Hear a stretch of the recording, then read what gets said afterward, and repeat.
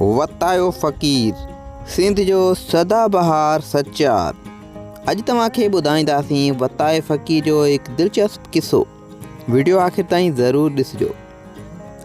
हिकु भेरे जी ॻाल्हि आहे त वतायो फ़क़ीर किथे परे जे मुसाफ़िरी खां घर तरफ़ पिए आयो।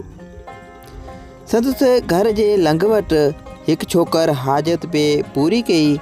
वतायो जॾहिं घर जे वेझो पहुतो त फ़क़ीर खे ॾाढी चिड़ आई।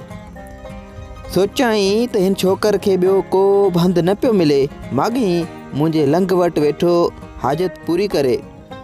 सो कावड़ ऐं चिड़ मंझां दड़को ॾींदे पुछियई त छोरा केरु आहीं, कंहिंजो पुटु आहीं?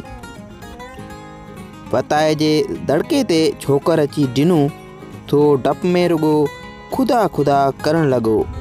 असुल में उहो छोकर खुदा बख़श नाले कंहिं शख़्स जो पुटु हो।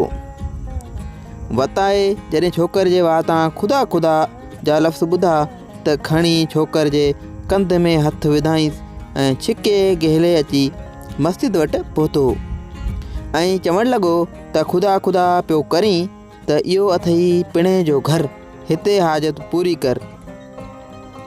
सचो हिन किसे मां तव्हांखे हिकु मक़सदु, हिकु नसीहत ज़रूरु हासिलु थी हूंदी। हिन क़िस्म जे वधीक वीडियोज़ जे लाइ असांजे चैनल खे सब्सक्राइब ज़रूरु कयो।